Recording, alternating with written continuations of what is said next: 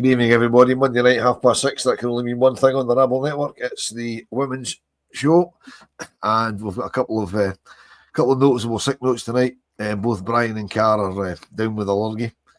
There's no interbreeding of the allergy. They stay about 120 miles apart, so it's they haven't seen each other. I don't know. It just must be something going about. Brian's just probably walking about golf courses in the pouring rain right enough, I would imagine. But I'm joined tonight by Alan. Alan, how are you? I'm not too bad, thanks. Not too bad. How are you doing yourself, Will? Yeah, not too bad, thanks, mate. Not too bad. And joined by, fresh for our first day of our final year in university, or for this degree certainly, Demi, how was your first day back in school? Yeah, it was all right. You know, not much learning went on, so not too tiring. Good. And obviously we're here to discuss yesterday's game against Aberdeen at Broadwood. And there's Tess says loads of buzz going about. She was off sick from work last week, so yeah. Well, I mean, there you go. She's up for us as well. So it's we'll blame Tess for Brian's lurgy. So there we are. As I say, we're here to obviously discuss the game yesterday. But before we do, there's Paul asking Demi did she get a packed lunch for school? I just had it there when I got back. I had a wee packet of crisps and a couple of biscuits. While we were watching the highlights yesterday. So, but obviously it would be remiss of us not, Alan, not to mention the very sad passing of Matt Beard, who was a bit of a pioneer for the game down in England, and you know he sadly passed away at the weekend. 47 years old, leaving behind a wife and 2 kids, I believe. He did a bit of coaching in the non-leagues in England and the men's team, and then he joined Millwall ladies, and then he went to Chelsea, and he left Chelsea to go to Liverpool, and then he had 2.5 years at Liverpool. He went over to Boston to do the Boston Breakers in the States. 18 months or whatever in the States, came back, managed West Ham, then Bristol City, then went back to Liverpool. I think he was quite instrumental in kicking off the Liverpool women's team in his first stint there in 2013. And then latterly, I think he got himself a job just in the summer there when he left Liverpool, but sadly passed away at the weekend. And that's sad for women's football, because you know he was always one for championing the sport. I can't even speak. Yeah, a very sad piece of news that came out and clearly rippled through the game. There was a mark of respect before, I believe, all WSL and SWPL games at the weekend, which was a really nice touch. You know, somebody who's been heavily involved as a pioneer for a women's game. You know, done a lot to develop a lot of players. You know, very, very well thought of down south. It's former clubs, and you can see even outpouring of support. Obviously, a big rivalry between Liverpool and Manchester United, but I saw some really nice displays and banners. You know, just remember Matt Beard amongst the Manchester United fans, which was a nice touch. But right through the game, that's a loss that's been felt. And as you say, I think everybody's sympathies will go to Matt Beard's family and friends, because it's a really tough one for everybody to take, especially 40 years old. Yeah, absolutely. As Paul says, we lost a character to the women's game. So, you know, sad news. Hopefully, his family can cope the best they can, and you know, just rest easy, Matt. You know, it's a sad loss to the women's game. And Demi, before we talk about the game from yesterday, which I know you were working, so you couldn't actually get at. Between the last time we were here and today, we made a couple of signings, which outside of the window came as a little bit of a surprise. First of all, we signed Chinese international Li Mengwen when she left Brighton and Hove Albion.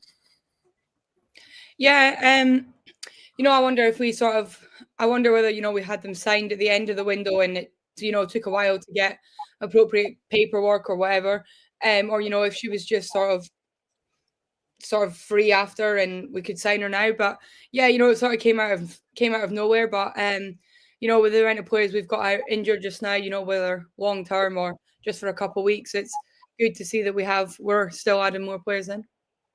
Yeah, and Alan, we did think, as Demi says, it was maybe a registration thing, but as Lee wasn't at all in the matchday squad yesterday, I don't think it can be that. I just think, well, I'm assuming that we're obviously just waiting for clearance for before she wasn't in the squad. But who was in the squad yesterday, but we sadly didn't get to see her, was Quinty Sabaggio. I think that's what we'll call her, who we signed just at the end of last week there. After the Dutch, I'm not sure she's a Dutch international. I'm not sure she's international, but Dutch player who came through, who's played at Ajax. Yeah, I think she spent the last 3.5 years at Ajax. From what I read, I'm not entirely sure she's been capped, but she's played her whole career and seems to be a very well thought of player in Holland. So looking forward to seeing what she can bring. It might just have been that Leanne felt she's a wee bit early to introduce her to the team yesterday, and I think given the way the game went, I can probably understand that. But good to see her at least get involved and straight into the matchday squad. I think we'd been led to believe, hearing through the grapevine last week at Petershill, that we would maybe see one more in during the week. So to get two in was a bonus. We signed Lu Meng Wen, as you said, and thought maybe that was it. But to then a day or two later announce Quinty was like a bonus. Yeah, it was. Hopefully we'll see them in a not too distant future. And it was, for me, it was a bit strange, Demi, that Quinty didn't see any game time yesterday, given that we only had 3 outfield subs listed on the bench, and she was one of them. Yeah, but I guess especially with all of our goals coming in the second half, but 2 coming later. Leanne didn't really want to take any risks. You don't really want to bring someone in their first game and they're already feeling the pressure of joining a somewhat established squad. So I can understand why Leanne hasn't played her. Fair enough, maybe if we were 5 or 6 up at the time, but given that our goals came quite late, I'm not too surprised that Leanne didn't bring her on. Yeah, we'll get to that. So the starting lineup yesterday was Fife, Connolly, Jackson, Hill, Pegram, Austin, McCleary, Kim, Arnott, Griffiths, Macaulay, and Wilkinson.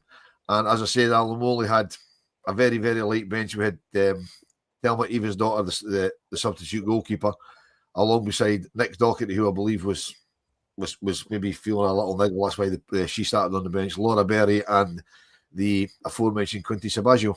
That was it. That was all we had on the bench. So, as we've been saying for weeks, the squad's really, really light. We got 2 injuries or 2 knocks to players that put them out, and that leaves us really, really short on the bench. It does leave us very short. It was the biggest surprise, when we saw the team, the lack of subs. But of rotation again, so Laura Berry drop out, but Leanne touched on some injuries during the weekend training, and she described them as little knocks. So hopefully Brogan and Camilla are both back available next week when you make Ruft is away on international duty. So always going to be very light. Hopefully next week Brogan's back, Camille's back, Lee is registered and fit and available to be in the squad, and May will be back from international duty, which will see us at least be able to list a full complement of subs. But I was pleased to see both Ailey and Fallon start at fullback. I think I run the team. I'm very high on the potential. Both those girls to add a lot to our team.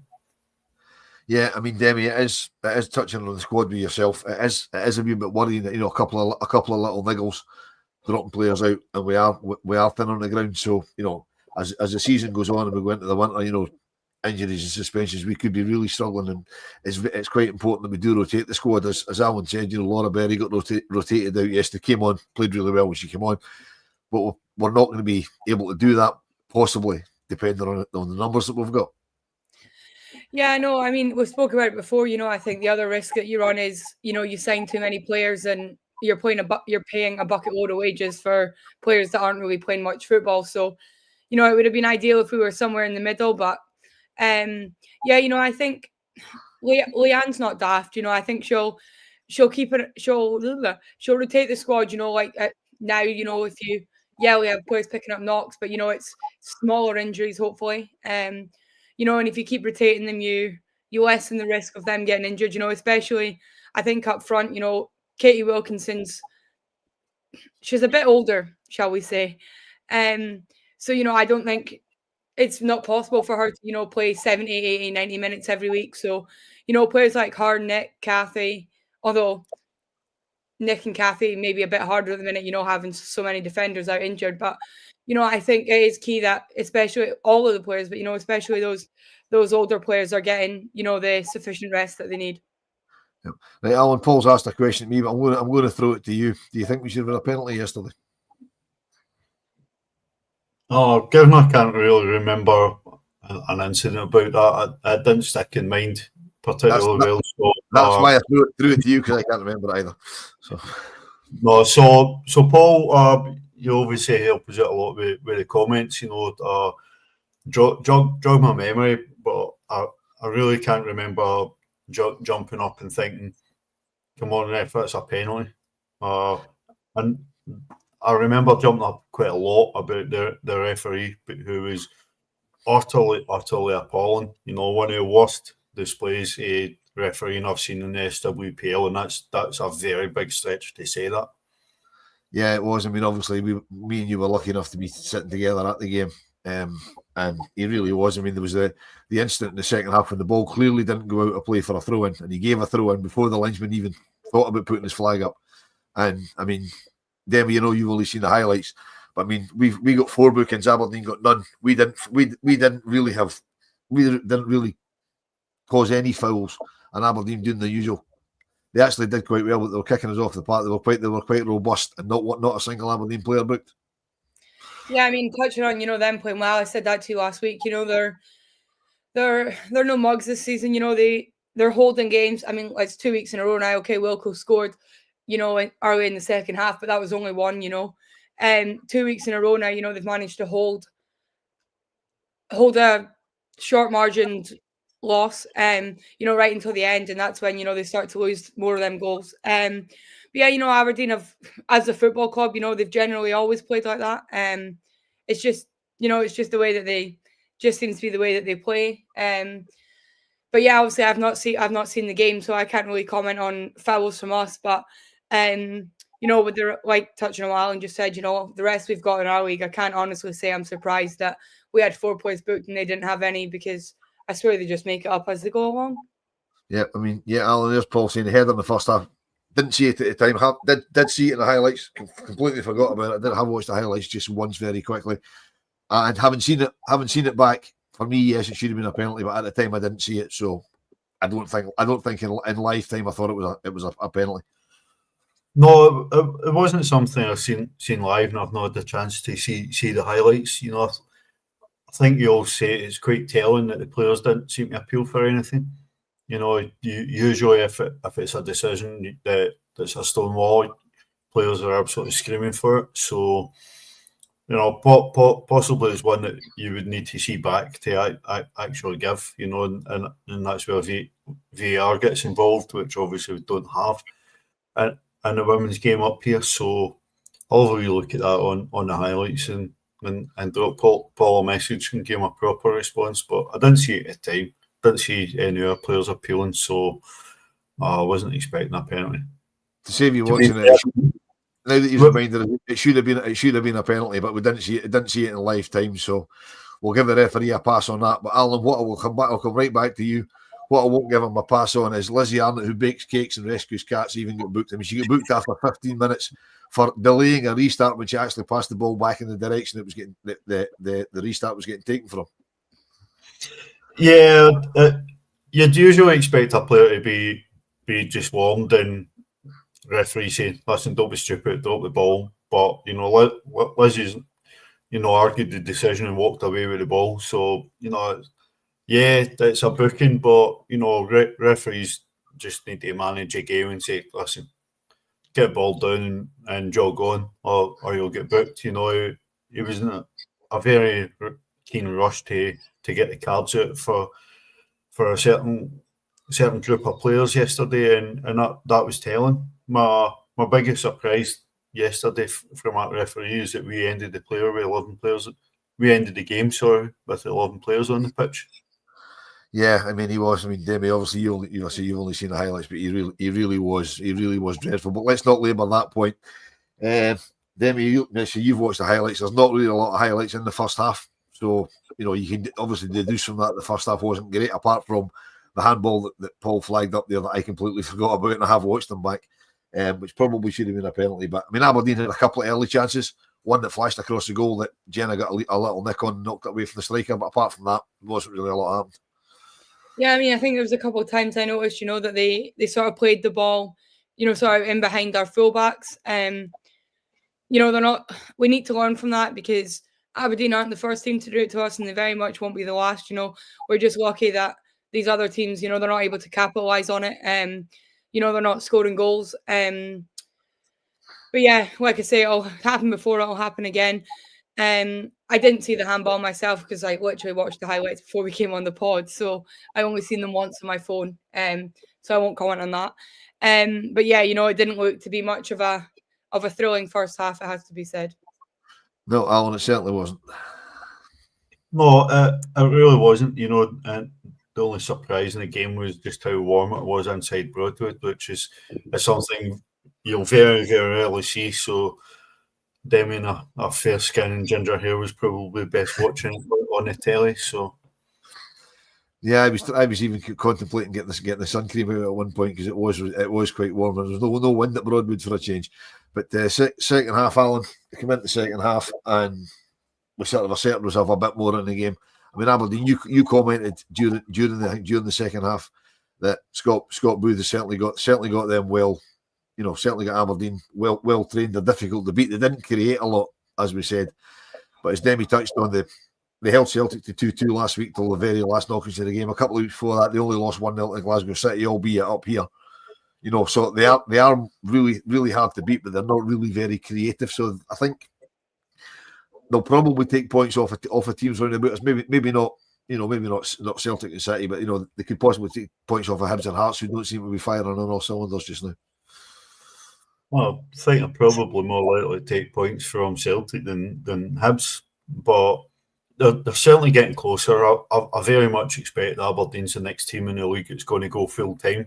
They're certainly making a push, and they're taking it seriously when they've brought in Scott Booth, who's got a great pedigree in the women's game in Scotland.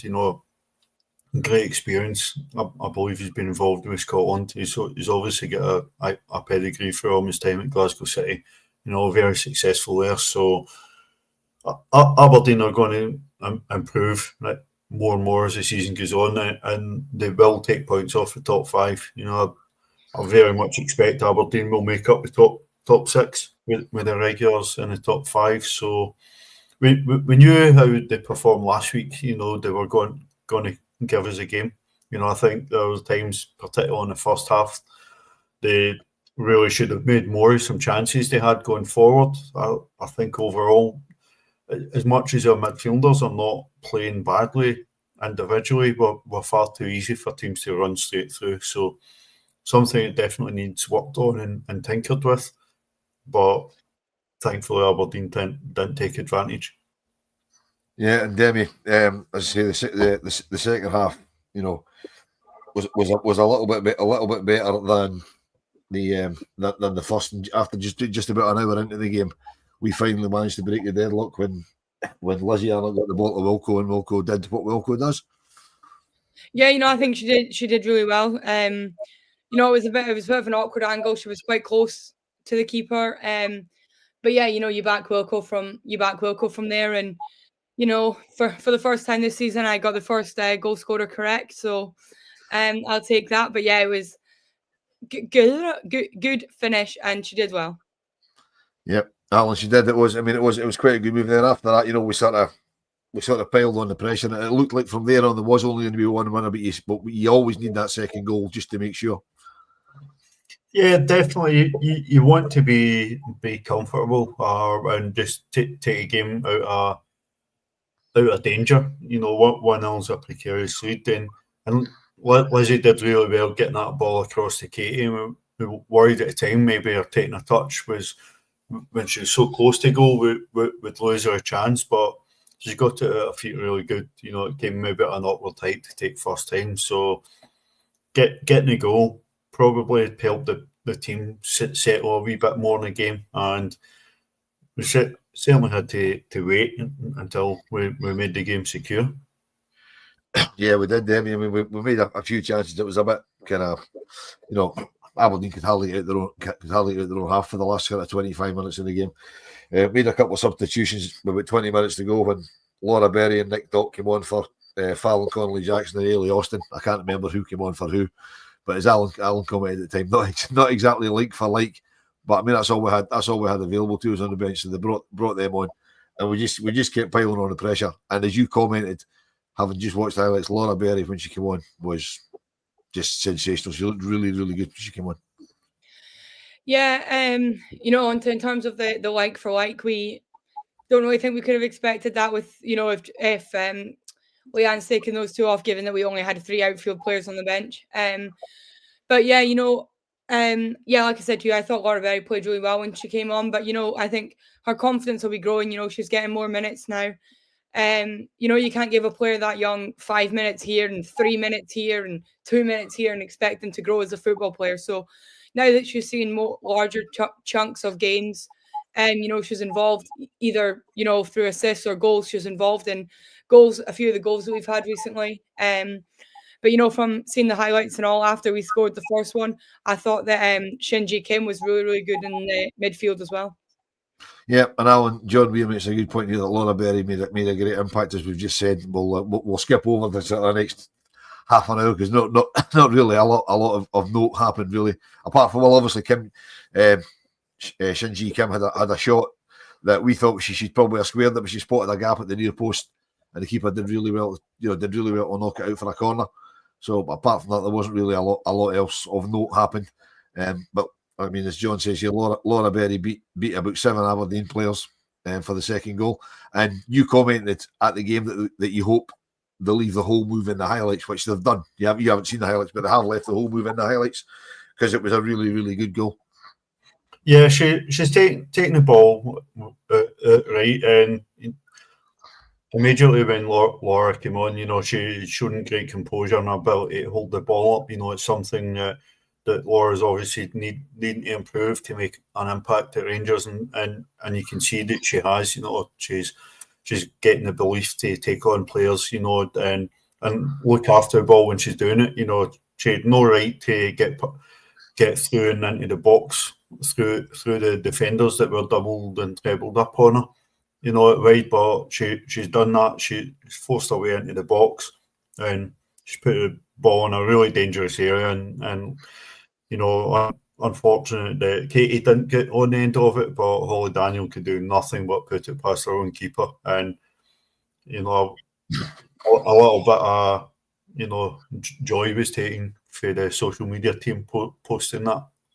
Yeah, I mean, Demi, the lead up to the goal, she did, Laura did really, really well, to keep going. The 1-2 she did with Lizzie was fantastic. She went into the box. Lizzie just put it straight back there. And as Alan says, she put the ball into a dangerous area. And the defenders got to play at it because, Wilco's right behind her. She misses it, Wilco's got a tap in. But you can't leave. You've just got to get something on it. And she got something on it and just rolled it past her own keeper. Yeah, it's a wild concept that, if you get the ball in the box, it's going to cause danger, something that we've seemed to have struggled with, sort of the end of last season, early this season. But yeah, like you say, if the Aberdeen defender doesn't get something on it, Wilco's slotting it home, you want to at least say that you tried to, get rid of the ball. Got to feel a bit sorry for her that she scored off of it, but it's one of those things.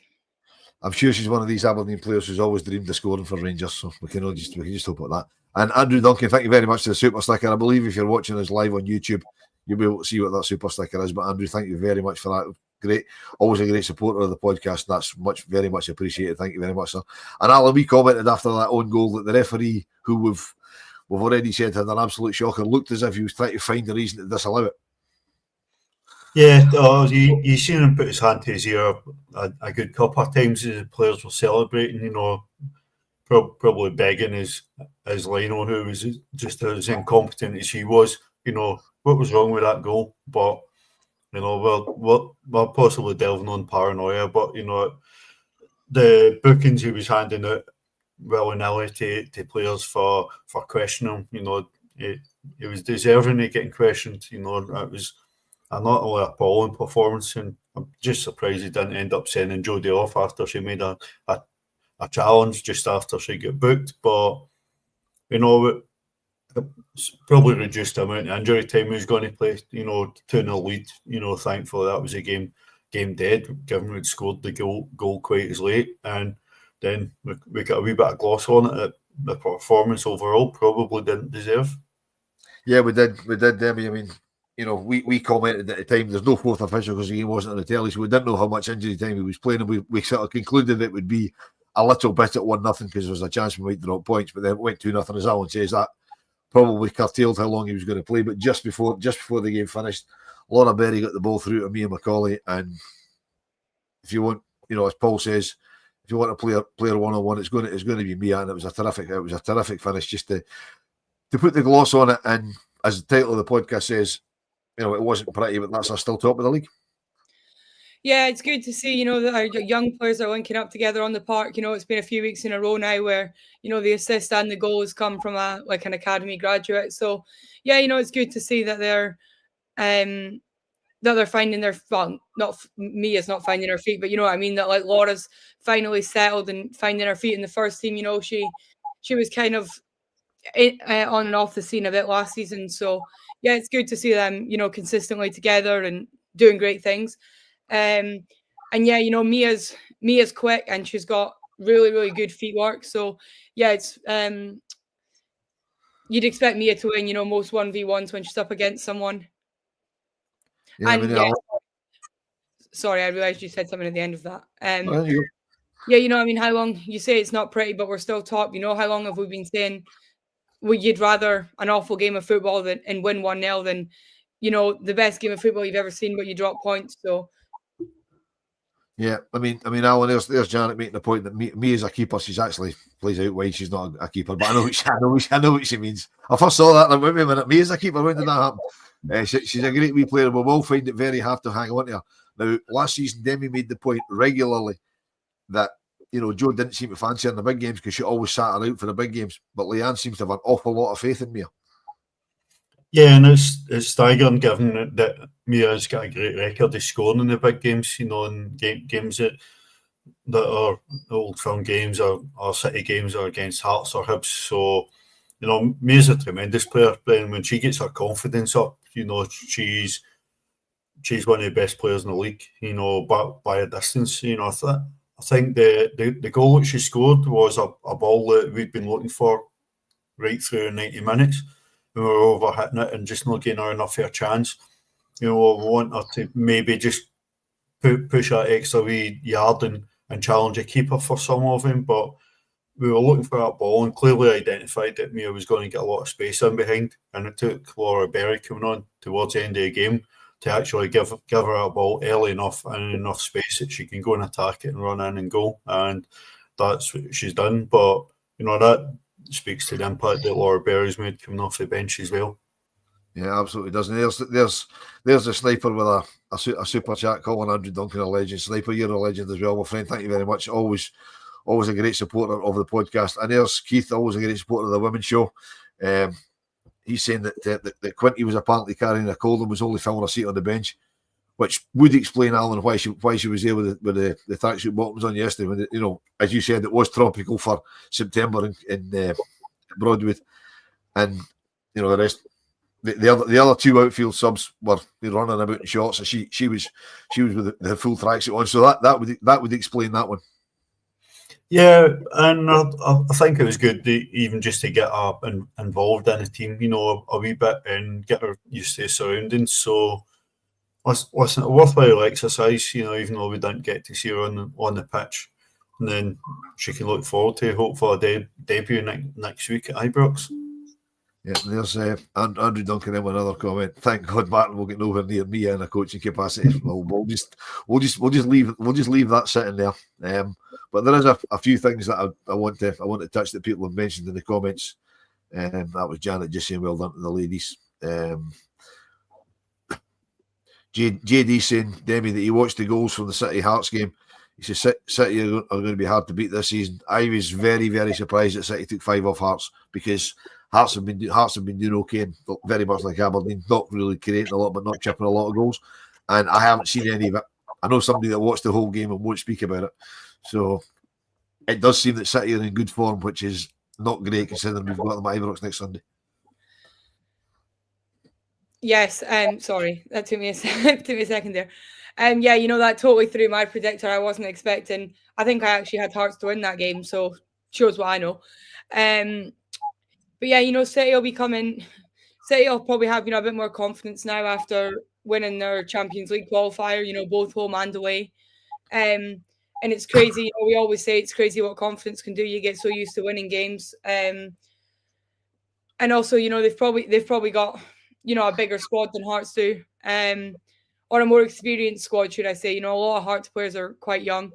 So yeah, they've probably got, a more experienced squad. But yeah, I was a little bit shocked by it. And yeah, given our record at Ibrox, I'm not as confident as I feel like I should be ahead of next week.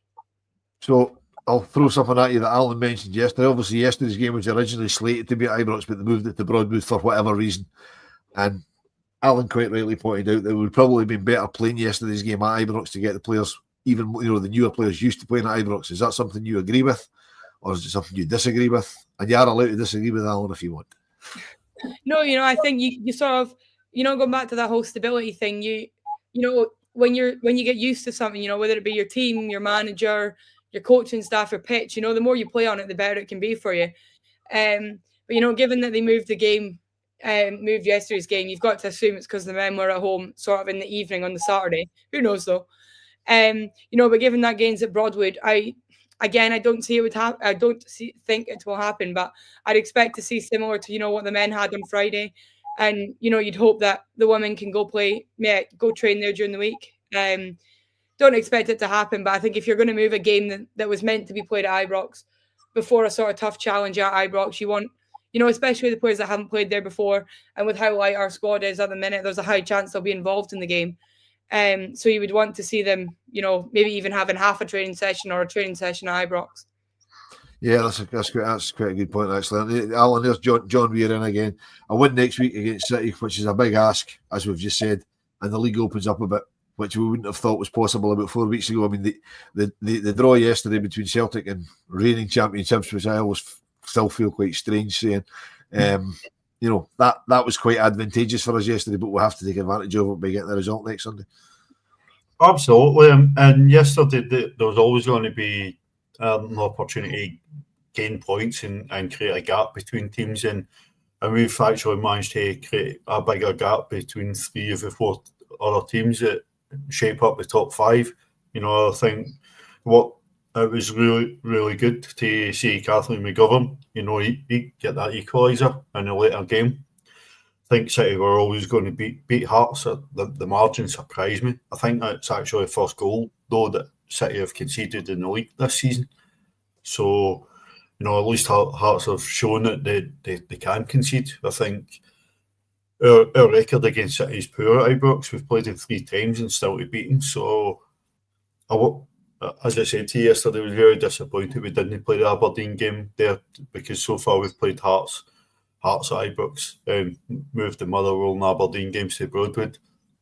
We said often last season, if we're going to move to Ibrox, we need to move full time and get players used to it. It has to be standard. It has to be what they do every week, and not jump between Ibrox and Broadwood. Hopefully, the majority of games are going to be at Ibrox and we don't move many, but we'll see, because the games against Aberdeen, that ball we're looking for over the top to Mia would have bore a lot more fruits if we're on a bigger pitch at Ibrox.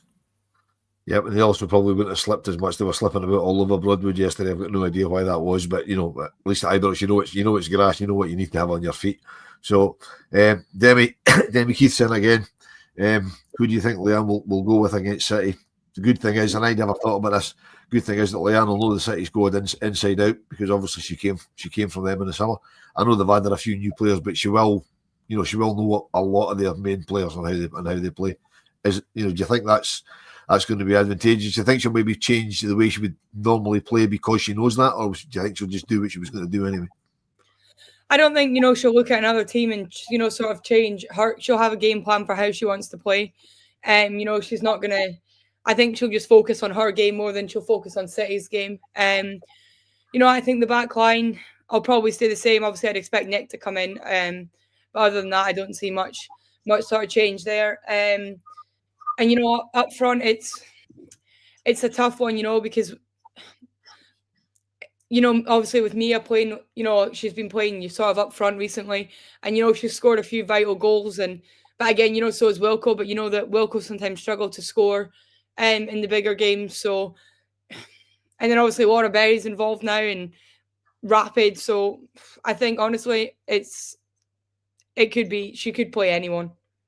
Yeah, and Alan, go back to yesterday. A wee question from Sniper.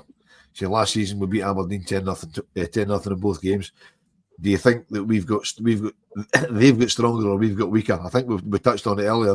They're a lot better coached than they were previously. Yeah, they have massively improved. We went up there and took 11 off them in the first game last season, and Aberdeen fans wanted us to score more so they could get rid of the manager who was one game into the job. That was quite staggering to experience that they actually wanted us to score more to get rid of the manager. So definitely Aberdeen have improved. Their squad overall is definitely weaker than it was last year.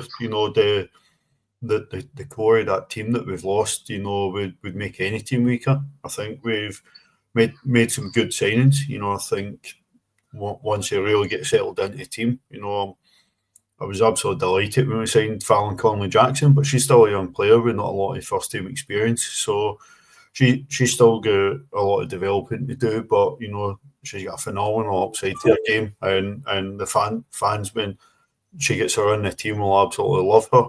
Alice Griffiths has grown into Welsh international. Kim Shin-ji is clearly making a big impact on loan, and we'll see what the other new girls do when they come in. But I think a wee bit of both. We've regressed a wee bit for last year, but Aberdeen have definitely taken a lot of leaps forward. Yep, 100% right, Demi. Back to next week, and the elephant in the room. Glasgow City at Ibrox 4:10 on BBC Alba, and Sky, in their wisdom of taking the men's game at Livingston, which has to be on the Sunday because of European commitments, and put it on at 3:00 as opposed to the usual 12:30, which means yet again the chance of going to both games for people who would do that like me is gone, which means yet again they're trying to promote the women's game, and there's potentially 7,000 Rangers fans that can't go to the women's game and they wouldn't all go anyway, because they're at Livingston. Yeah, I mean, look, when was the last time we were at Livingston at 3:00 on a Sunday? I mean, you look back at, okay, they weren't in the league last season, but all the, our previous trips before then, I remember waking up at the crack of dawn, regardless whether it was a Saturday or a Sunday. We never play there at 3:00 on a Sunday. So I don't know why we're starting now. Yeah, it's absolutely ridiculous, and I'd love to know the reason for it, but I'm sure, we'll never find out, and it'll probably happen again. Yeah, well, Alan, it's the same. It's the same the following week when again Falkirk 3:00 on a Sunday afternoon, when traditionally the Sky TV game's been 12:30, which means you've got the chance of doing both. If that's there's not a lot of people who will do it. I was being flippant saying 7,000 to Livingston, but you've had to make a decision for next week. You know what I mean? I've had to make a decision for next week. We've made different decisions, but that's just the way it goes. You know what I mean? So they're trying to promote the women's game. They're playing more games at Ibrox to try and get a crowd in, and they're asking people to miss. And even if they're not going to the game's on the telly, and the second half of the men's game overlaps with the first half of the women's game. It just doesn't make any sense. Yeah, and the thing is, last season we played, and I think it was October, we played Glasgow City. We'd switched the games around at City's request, but we played the game at Ibrox on a Saturday. You've got the men's team not playing on Saturday because they're playing Sunday. It was a phenomenal opportunity to encourage people to go to Ibrox on a Saturday when transport's far better. Far easier to get to Ibrox and get out of Ibrox on a Saturday. you know, this was a brilliant opportunity to showcase one of the biggest games in the women's league in Scotland. You know, play it on a Saturday, play at lunchtime, play it at 5:30 kickoff on Saturday, play at 3:00 on Saturday. The options are there for us. There's nobody else playing in the ground. There's no like we're at Broadwood, we're limited because the pitch is booked out constantly.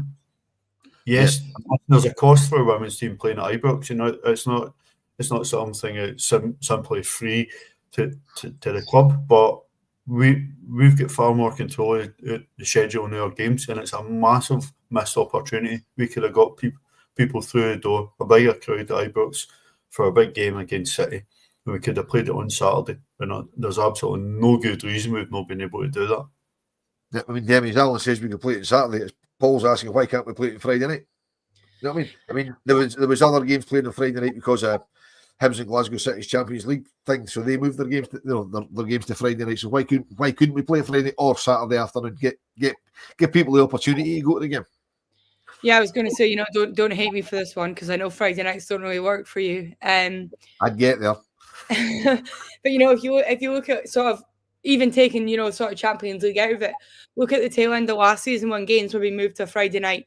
It always seemed to all the games that got moved to Friday night. It was either that lot, Hibs or Glasgow City. It was never really anyone else involved in that. It was always one of those three teams or both those three teams playing each other.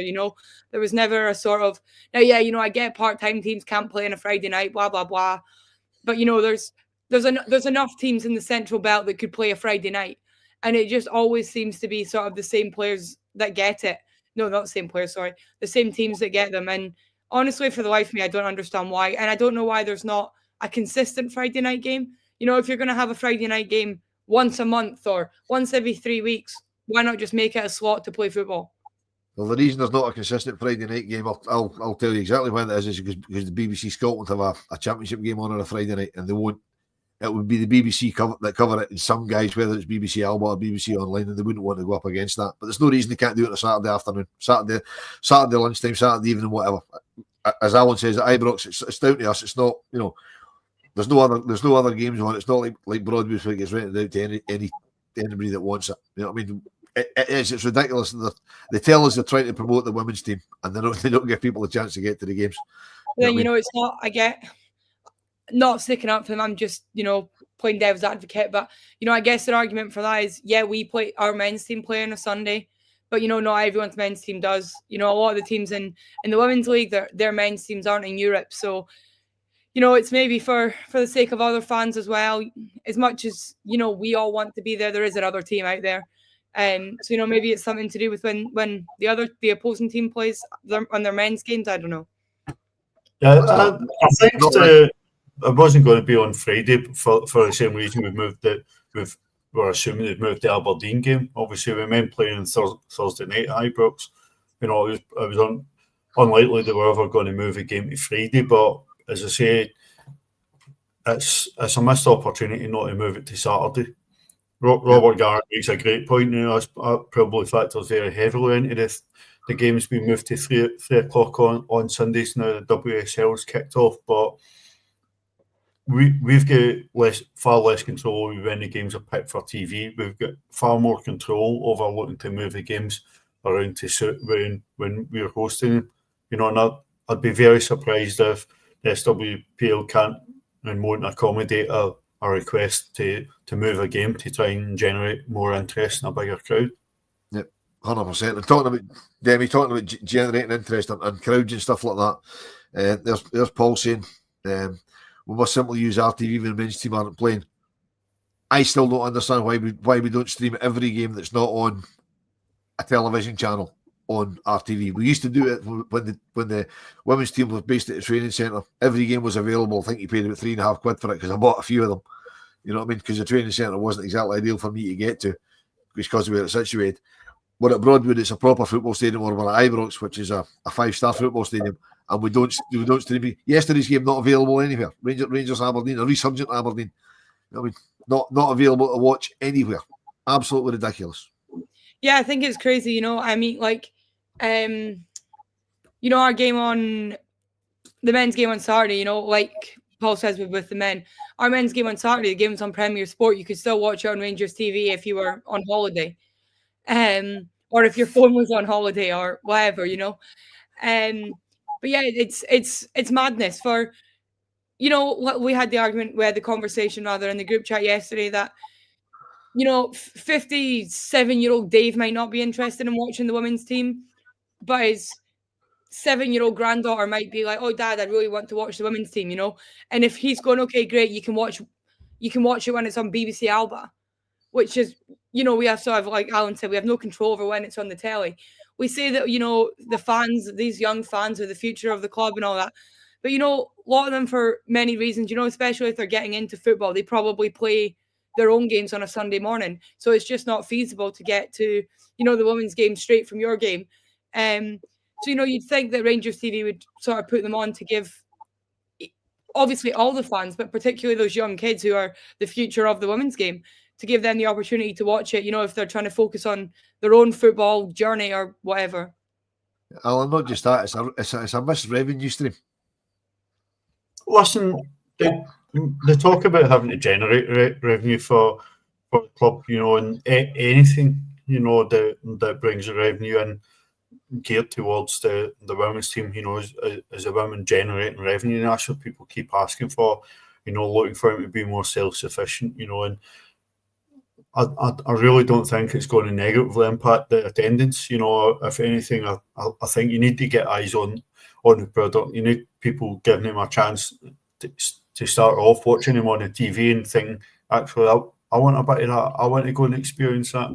I want to go and support the girls. You know, they'll start getting an eye on how hard the girls are working, how much they're trying to give to the cause, and just see that as something we want to see a Rangers team we can identify with, you know. And I think we've got far more chance of identifying with that group of players in the women's team than currently we do in the men's team. Yep, 100%. And with that, we'll call it a night very shortly, because Demi's back on the main pod in 12 and a half minutes time, because she's doing the main pod tonight at 7:30 with the guys.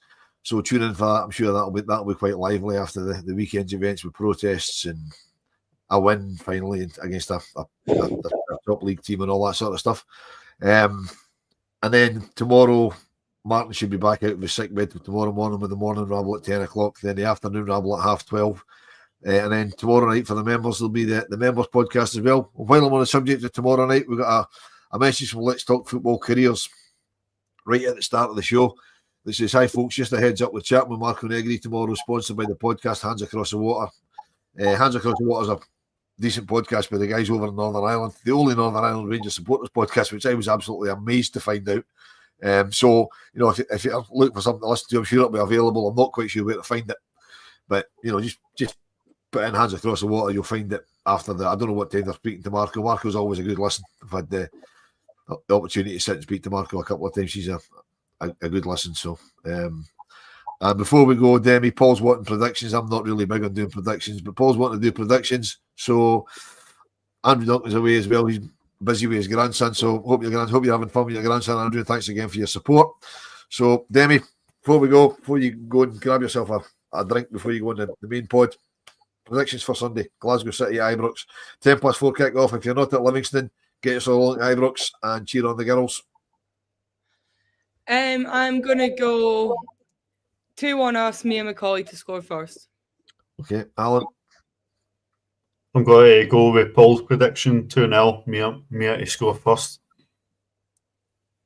Okay, and I will say it's going to be 1-0 to Rangers. And if you want a goal scorer, the goal scorer is going to be Shinji Kim. He's going to win the game for us. There you go.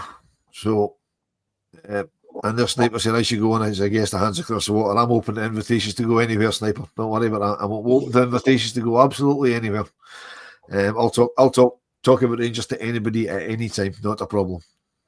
Don't tell Martin I said that, because I turned down the opportunity to substitute for him on TalkSport tonight at, I think, 11:20. So if you are a night bird, Martin's on TalkSport tonight, I think about 11:20, talking about Russell Martin. That could be quite fiery, I think.